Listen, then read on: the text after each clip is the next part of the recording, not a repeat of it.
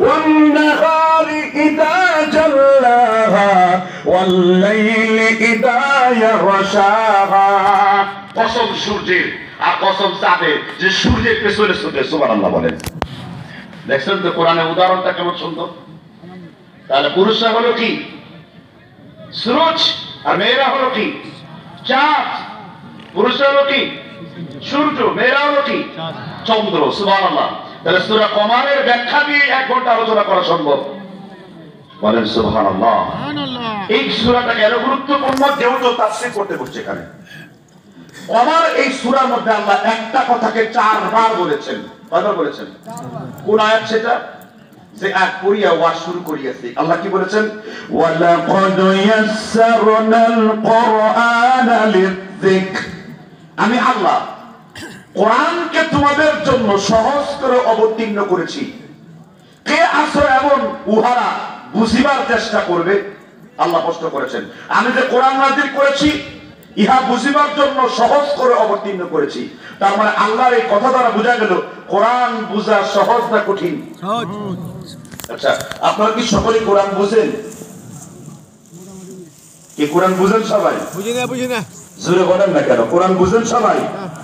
কোরআনকে মহব্বত করেন সবাই? আচ্ছা, প্রথম প্রশ্ন আপনাদের উদ্দেশ্যে আজকে, আপনারা তো অনেক ওয়াজ শুনেন, তবে আজকে একটু এক্সক্লুসিভ কিছু আলোচনা শুনবেন।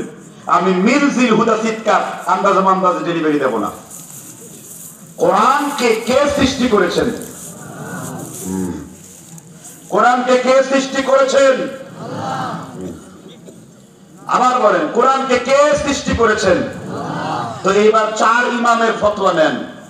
ইমাম আবু হানিফা, ইমাম মালিক, ইমাম শাফি, ইমাম হাম্বল বলেন যে ব্যক্তি বলে কোরআন আল্লাহ সৃষ্টি করেছেন সে কাফের এবং সে চিরস্থায়ী জাহান্নামী।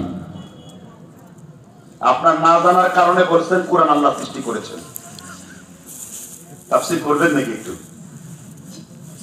কোরআন আল্লাহর কি বাণী, কালাম। কেন সৃষ্টি না বুঝবেন?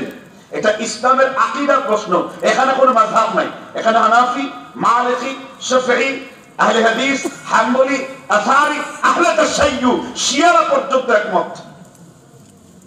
কোরআন আল্লাহর সৃষ্টি নয়, কোরআন আল্লাহর কালাম। কি জন্য? এই যে কাগজের কোরআন, এটা কোন জায়গা থেকে আসছে? এটা বাড়ি কোথায়? লাওহে মাহফুজ। আজকে কোরআনের বাড়ি ছাদে। বুঝছি। কোরআনের বাড়ি কোথায়? লাওহে মাহফুজ। এইটা বলতে পারলেন না। আপনি কোরআনকে প্রশ্ন করেন, বলো হে কোরআন তোমার বাড়ির পরিচয় কি আমাদেরকে বলে দাও। এবার সূরা বুরুজের 21 নম্বর আয়াতে কোরআন তার পরিচয় দেয়, বাল হুয়া কুরআনুম মাজিদুন ফি লাওহিন মাহফুজ। আমি আল্লাহ কোরআনের একটি কপি লৌহে মাহফুজে সংরক্ষণ করেছি। আর জিবরিল আলাইহিস সালামের মাধ্যমে সরাসরি একটা কপি কোরআন আল্লাহর নবীর কলবের মধ্যে ঢেলে দিয়েছি। সুবহানাল্লাহ। তাহলে কোরআন আল্লাহর সৃষ্টি একটু ব্যাখ্যা বুঝতে হবে। মানুষ কার সৃষ্টি? আল্লাহ সৃষ্টি। সূর্য কার সৃষ্টি? সমুদ্র কার সৃষ্টি? পাহাড় কার সৃষ্টি? পানিগুলো কার সৃষ্টি? আল্লাহর যে এগুলো সৃষ্টি, এগুলোর কি ধ্বংস আছে? এগুলো কি ধ্বংস নাই? করবে নাই। বুঝেছো? এগুলো ধ্বংস নাই, আছে। এই সব যে ধ্বংস হবে আল্লাহ একটা সূরার মধ্যে সব আলোচনা করেছেন। কেউ কি বলতে পারবেন কোন সূরাতে? বলতে পারলেন না। সূরাতুল ইনফিতার কোন সূরা? কোরআন আল্লাহ বলেছেন ইদাস সামাউ ফাতারাত ওয়া ইদাল কাওয়াকিবু তাতারাত ওয়া ইদাল বিহারু ফুজ্জিরাত ওয়া ইদাল কুবুরু বু'থিরাত আলিমাত